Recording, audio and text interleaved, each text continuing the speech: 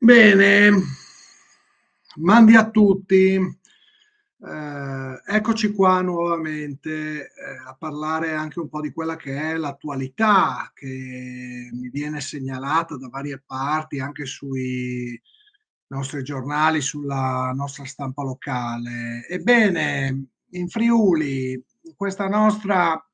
13ª legislatura regionale, ehm, appena iniziata, è tutto un parlare, è tutto un fiorire di varie ipotesi di riforma eh, della legge elettorale regionale per la regione autonoma Friuli trattino Venezia Giulia. Allora, avevamo già dedicato un video qualche mese fa al problema, al grosso problema dell'ipotesi di rimozione del divieto dal terzo mandato presidenziale in questa seconda legislatura Federica. Questa volta invece parliamo di altre notizie che vedo pubblicate sui giornali, che sono di grande interesse anche per la nostra autonomia speciale. Allora cercheremo anche in questa sede di essere il più possibile divulgativi, anche se intenderei affrontare anzitutto da un punto di vista tecnico, una questione molto importante e estremamente delicata, qual è quella dell'ipotesi del seggio consiliare riservato a livello regionale per la minoranza slovena. Eh, insomma, si parla anche di una ipotesi analoga in relazione al Parlamento statale, ma mh, per quanto ci interessa più direttamente, insomma, affrontiamo questo discorso in relazione al Consiglio regionale. Ecco, dopo eh, il taglio dei consiglieri regionali disposto dalla legge costituzionale 1 del 2013 e dopo il taglio dei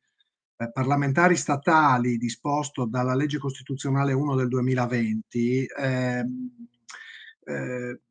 queste ipotesi che in realtà sono risalenti e che ritornano periodicamente, queste ipotesi di andare a riservare dei seggi ad alcune minoranze linguistiche, a mio modo di vedere, sono sempre più problematiche, anche perché seggi in tutte le sedi ce n'è sempre di meno, perché la rappresentanza è sempre più sacrificata, ma questo è un problema più generale. Ecco, quindi affrontiamo quello che è, diciamo, un classico cavallo di battaglia anche di quella che è la minoranza slovenofona, che è la minoranza slovena in questa regione. E, ragionando di pancia, cioè ragionando, entrambe, diciamo, le due soluzioni massimaliste, quella assolutamente no, quella nazionalistica, o quella assolutamente sì, quella diciamo egoistica, a mio modo di vedere, sono, sia pure in misura diversa, entrambe problematiche, quantomeno problematiche. Ecco, bisogna trovare un giusto equilibrio. La verità sta nel mezzo, spesso e volentieri. Quindi vediamo di approfondire seriamente questa questione che in realtà non è affatto nuova, è una proposta che ciclicamente si ripresenta continuamente, insomma, lungo tutta la storia di questa regione. Ora, c'è un problema anzitutto dal punto di vista procedurale, perché qui non si tratta di un'agevolazione ehm, in favore di una comunità minorizzata, minoritaria, ehm, per il conseguimento di un seggio. Qui si tratta proprio di una garanzia, di una sicurezza, di una misura molto più rigida e molto più incisiva rispetto a quelle già attualmente vigenti, perlomeno in regione, dove già adesso nella attuale legge elettorale regionale la legge statutaria 17 del 2007 sono già previste delle disposizioni legislative derogatorie di favore per la minoranza slovena, ma si tratta di semplici agevolazioni che presuppongono non solo una previsione legislativa, ma anche il concorso di una volontà popolare, ecco, di un concorso quantomeno parziale di una volontà popolare, mentre queste proposte andrebbero oltre quello che è l'attuale status quo, ecco, nel senso che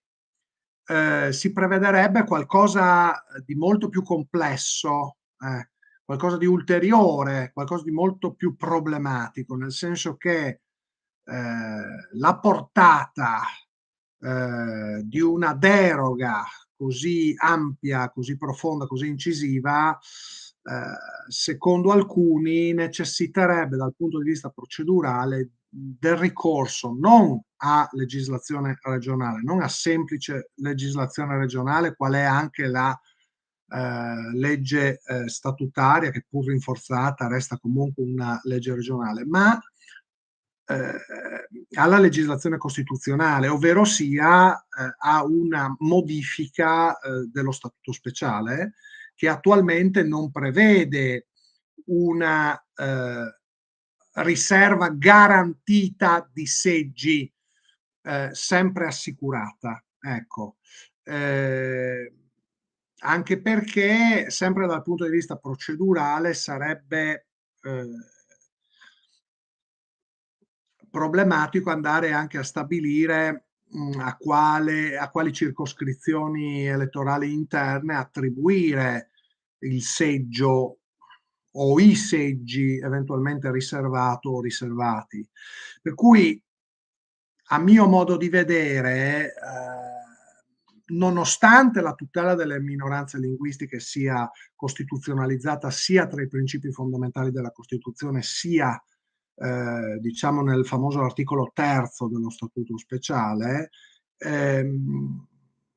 attuale legge costituzionale 1 del 63, ebbene, nonostante questo, un principio più generale di uguaglianza, intesa come parità di trattamento, eh, uguaglianza non solamente sostanziale ma anche formale, è parimenti previsto sempre tra i principi fondamentali, ehm, ad esempio dall'articolo 3 della Costituzione, ma anche dallo stesso articolo terzo dello Statuto speciale, che prevede espressamente un principio generale, peraltro, di parità di trattamento, ad esempio, tra tutti i gruppi linguistici, per cui difficile derogare a fondamentali principi di uguaglianza se non attraverso la costituzionalizzazione di tale deroga. Per cui sarebbe necessario ricorrere a una modifica statutaria per inserire tale riserva assicurata e garantita al massimo livello, che è quello proprio della legislazione costituzionale e quindi direttamente dello statuto speciale.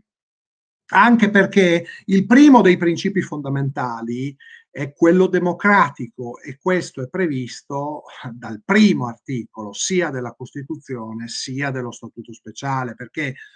il fondamento in materia elettorale è sempre e comunque, anzitutto, quello democratico, per cui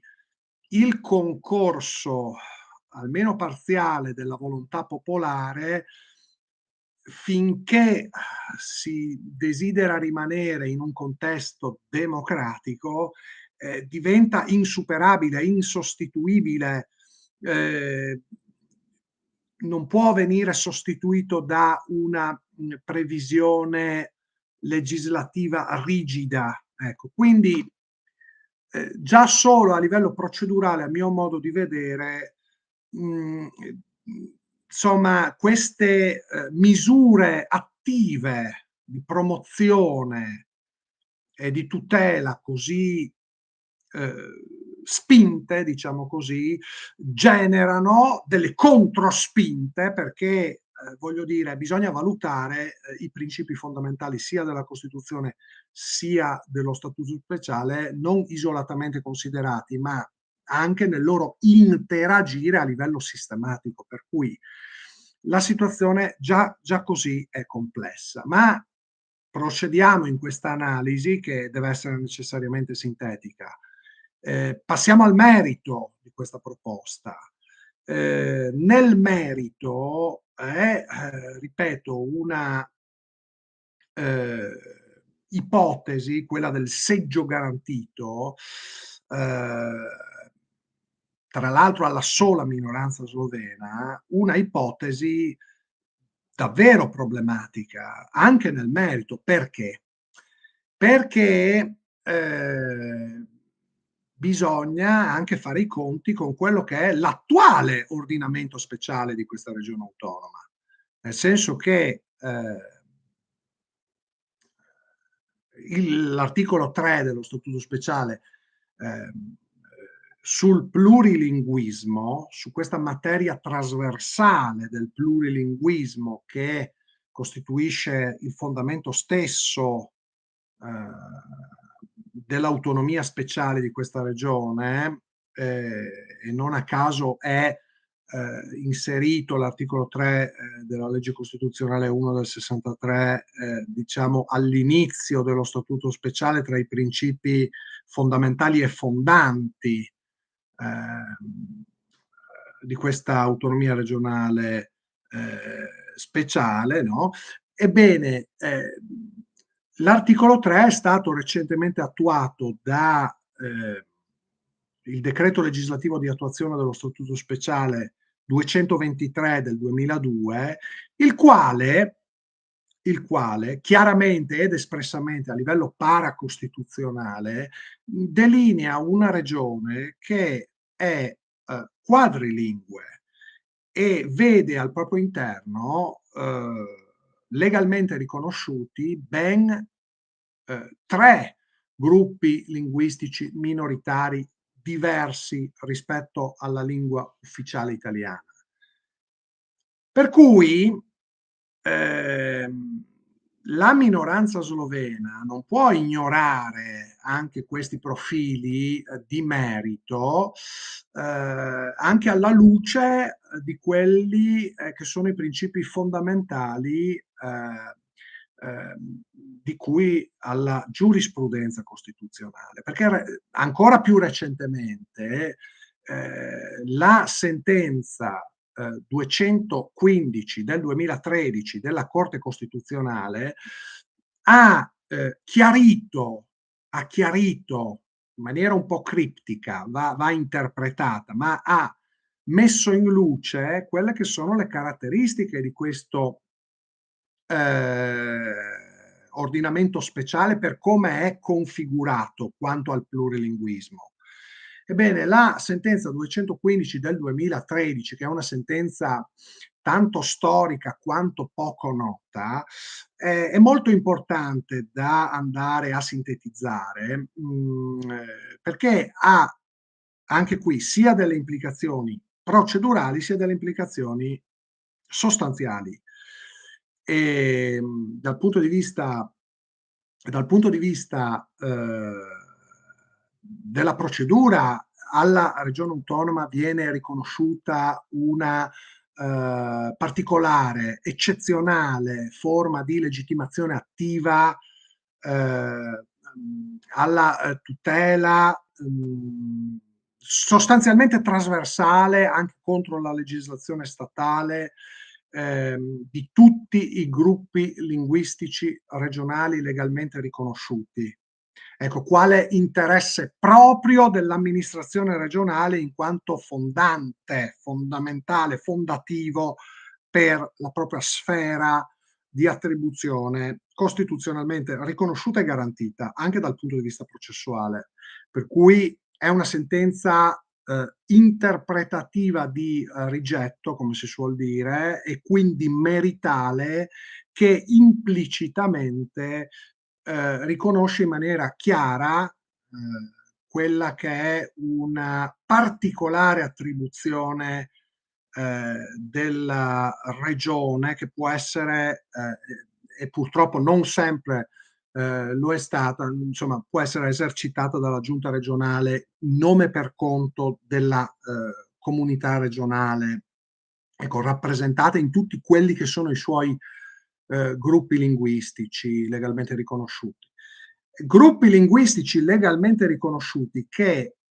all'interno della regione ormai sono plurimi, non c'è più un'esclusiva in capo alla sola minoranza slovena. Questo asserito esclusivismo, questo egoismo duro a morire, in realtà è già ampiamente superato, oramai da un decennio come minimo, nel senso che, eh, attenzione, perché ehm, ormai l'esistenza di uno Stato straniero di riferimento è divenuto un elemento non più essenziale e anzi meramente accidentale, quindi eventuale, non sicuramente decisivo, eh,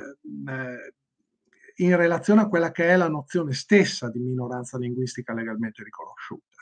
Per cui questo indirizzo interpretativo sempre più chiaro, che non arriva solamente dalla Corte Costituzionale italiana, viene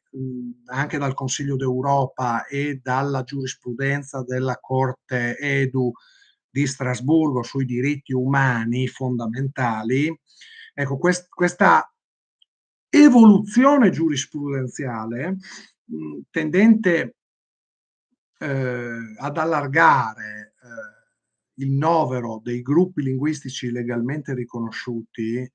e quindi costituzionalmente garantiti e rilevanti anche per quanto riguarda la nostra legislazione elettorale regionale interna, cioè vanno tenuti in considerazione. Faccio un esempio per concretizzare sempre di più questo discorso, cioè non è possibile andare a riservare un seggio alla minoranza linguistica slovena ignorando che, ad esempio, la comunità linguistica germanofona dell'Alto Friuli, che ha un decimo dei parlanti rispetto alla minoranza slovena, insomma, avrebbe a maggior ragione necessità di analoga tutela, eh, anche in considerazione della grandezza, dell'ampiezza 10 volte più limitata della rispettiva comunità di riferimento. Per cui l'uguaglianza sostanziale deve essere sempre e comunque valutata nella sua effettiva ragionevolezza. Per cui eh, veramente è necessario che il Consiglio regionale soppesi con grande attenzione tutti questi profili, perché voglio dire, non è mica colpa dei germanofoni dell'Alto Friuli se sono quattro gatti e quindi se elettoralmente non sono interessanti. Hanno comunque anch'essi diritto a venire equamente considerati così come i cittadini slovenofoni, su un piano di effettiva parità di trattamento tra tutti i gruppi linguistici legalmente riconosciuti, non solamente dall'articolo 3 dello Statuto speciale, ma anche dalla relativa normativa di attuazione che prima abbiamo citato. Per cui davvero è necessaria una grande riflessione, ecco, su quelle che sono queste proposte, non impossibili, ma sempre più difficili da attuare concretamente.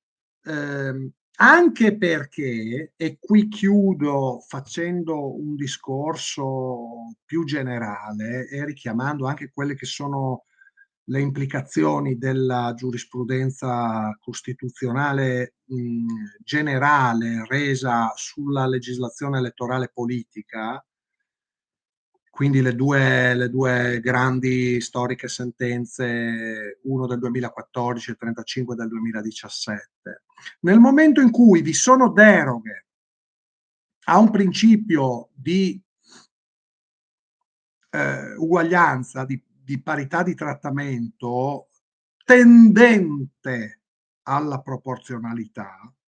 nel momento in cui la proporzionalità, che è anche la base dell'attuale sistema elettorale regionale, peraltro,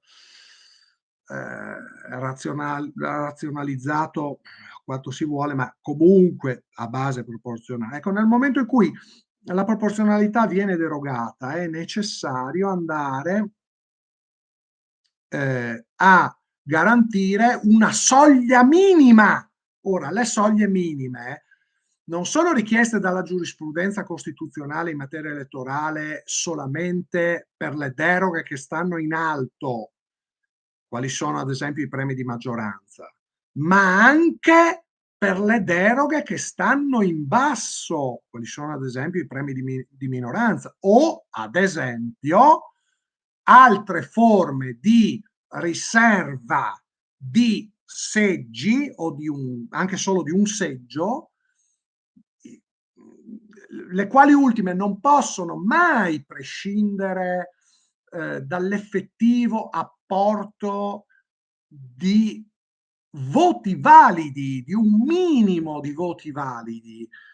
Cioè è comunque necessario prevedere, anche in caso si arrivi alla previsione legislativa di queste forme di agevolazione forte, è comunque necessario prevedere un correttivo a livello, ad esempio, di soglie minime necessarie per consentire l'applicabilità di tali agevolazioni, che non possono essere sicure al 100% per nessuno, a mio modo di vedere, perché anche le comunità linguistiche autoctone hanno l'onere per entrare nel consesso del Consiglio regionale di dimostrare attraverso i voti della propria base popolare, cioè attraverso un minimo di voti validi, rispettando delle soglie minime che siano ragionevolmente parametrate sulle rispettive dimensioni delle rispettive comunità linguistiche di riferimento, ovviamente, hanno necessità comunque di raccogliere un minimo di voti per ottenere non i corrispondenti seggi, ma seggi di molto agevolati, ecco, rispetto a quelle che sono le regole generali. Per cui la deroga rispetto ai fondamentali principi democratici non potrà mai essere totale e sicura e ineluttabile.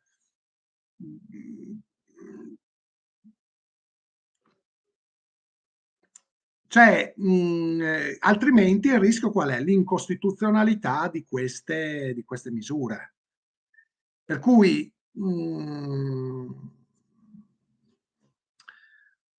è necessario davvero fare un ragionamento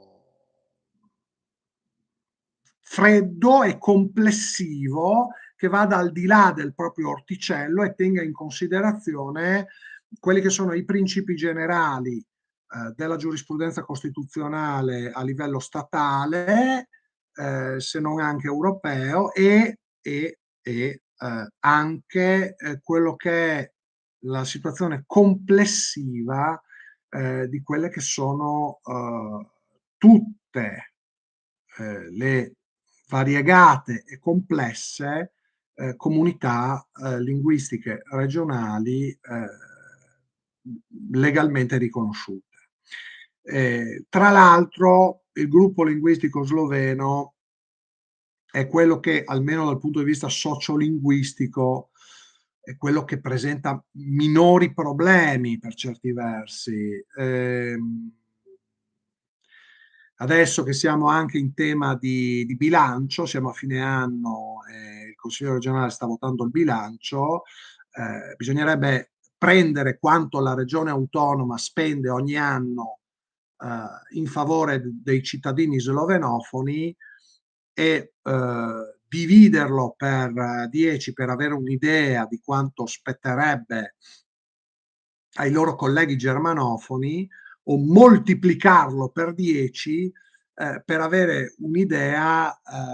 di quanto proporzionalmente spetterebbe ai loro colleghi cittadini friulanofoni. Per cui, signori, signori, non dimentichiamo, ecco,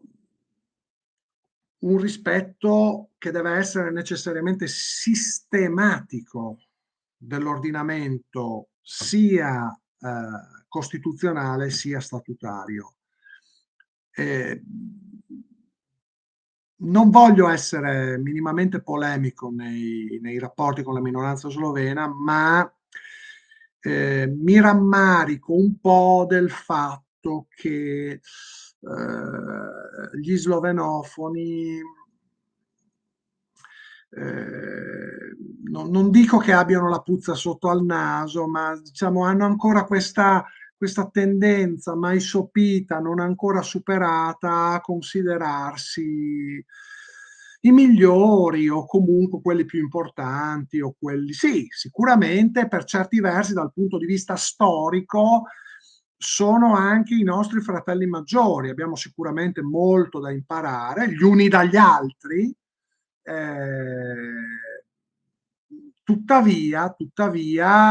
non possiamo nemmeno ignorare quella che è stata l'evoluzione anche tecnica e giuridica dell'ordinamento anche regionale, anche speciale negli ultimi decenni. Per cui bisogna ritornare a quella mentalità garantistica per tutti e non solo per qualcuno, ehm,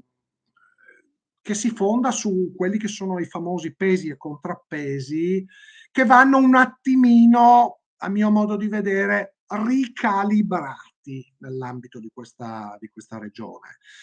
che siamo d'accordo, ha avuto una storia sicuramente tormentata, sicuramente complessa, sicuramente problematica, sicuramente non equilibrata, anche dal punto di vista geopolitico, soprattutto tempo fa,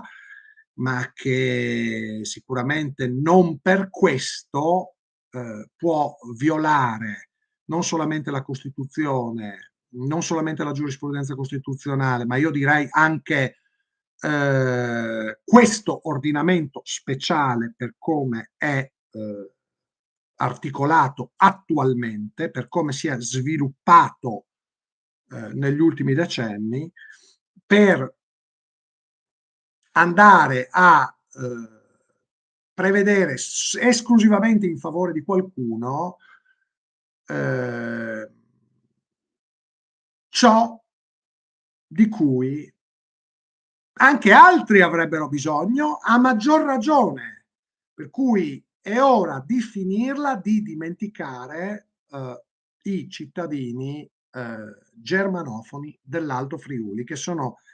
quei 6.000, circa, insomma, stando a stime ministeriali, più dimenticati di questa regione. Ecco, meditate gente, meditate consiglieri regionali, facciamo girare questo video, nell'interesse, dei principi fondamentali, ecco. Grazie a tutti.